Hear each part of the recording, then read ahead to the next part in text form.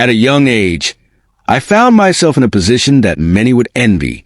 I inherited a beautiful apartment, a testament to my father's hard work and success, and he utilized his extensive network to secure me a solid position at his company. However, the true treasure of my life was not my job or my apartment, but my stunning wife, Lily. We crossed paths in college, although our academic pursuits led us down different paths. Yet, whether it was fate or mere coincidence, we found each other, and I often referred to her as my lucky charm. Lily and I quickly became inseparable, seamlessly integrating our lives. We immersed ourselves in a vibrant social scene, filled with parties, upscale restaurants, and elegant banquets. Lily was the epitome of a free spirit. She was the life of every gathering. Her passion for dancing was infectious, and she never hesitated to join in karaoke, her laughter ringing out like music. She was always up for a night at a hookah lounge, where we would lose ourselves in a haze of fragrant smoke and laughter, surrounded by friends. As time passed, I noticed a shift in my own enthusiasm for our social life. The demands of my job began to consume me. Deadlines loomed large, and reports seemed to pile up endlessly, leaving me drained and less inclined to partake in our once thrilling outings. Yet, Lily's enthusiasm remained unwavering. She seemed to revel in our nights out even more than before. I didn't mind. Her radiant energy was a balm to my fatigue, and she returned home glowing, her eyes sparkling with excitement.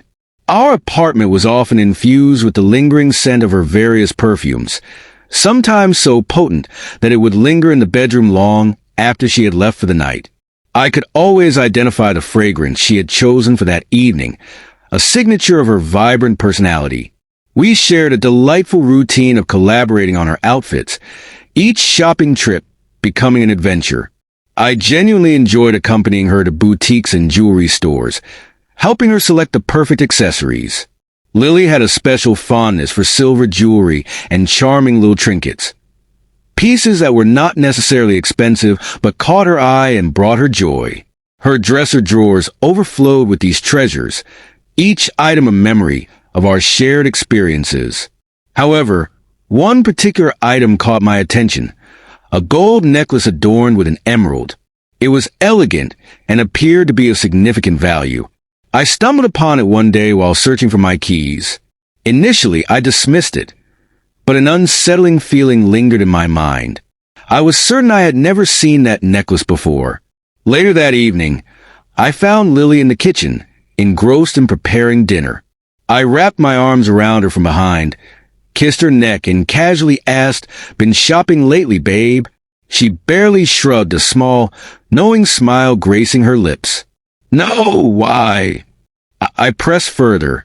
"Just noticed an emerald necklace. Doesn't ring a bell." "Oh, that? It's my mom's jewelry. She wore it when she was young. I wanted to try it on but never got around to it." In that moment, any doubt I had started to dissipate, and I attributed my unease to exhaustion. I convinced myself that my mind was playing tricks on me, letting it go, an oversight that would prove to be a grave mistake. 2 months later, I had the most peculiar dream that left me feeling unsettled. In this dream, I was an invisible observer, watching my wife stroll through a sunlit park with another man. They laughed together, their whispers echoing in the air, and I could see her looking at him in that familiar way she used to look at me. It was eerily reminiscent of our early days together, the way they kissed, how he held her hand. Young love, wild and carefree. Lily wore a short dress that fluttered in the breeze, and her makeup was bold, accentuating her features. Her laughter resonated in the air, a melody that filled the park with warmth. And there it was, catching the sunlight on her chest, the emerald necklace, gleaming like a beacon. When I awoke, the unsettling feeling lingered, but as the day unfolded, it began to fade. Over breakfast, I decided to turn my unease into humor. Adopting a mock serious expression, I teased, "So tell me, darling, who's this mystery man you've been giggling with in the park? The whole neighborhood must have heard you. Let me guess, the one who gave you that necklace." However, My light-hearted just took an unexpected turn. Lily's eyes widened in shock, and for a few seconds she stared at me, frozen in disbelief. Then, as if startled into speaking, she blurted out, "Your mom told you, didn't she?" The kitchen fell into a heavy silence, the air thick with tension. She sat there, bracing herself for my accusations, while I struggled to comprehend what had just transpired. So much for an innocent joke. The divorce that followed was swift. The only real complication was dividing our assets. Honestly, I didn't care. I was more than willing to relinquish half of what we had built together. Anything to move past Lily's betrayal.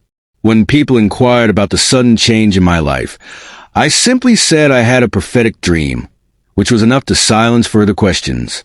It astonished me how something so trivial could unravel everything.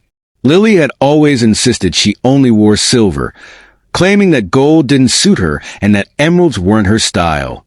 Yet, in that dream, there they were, shimmering against her skin, a vivid image that would haunt me.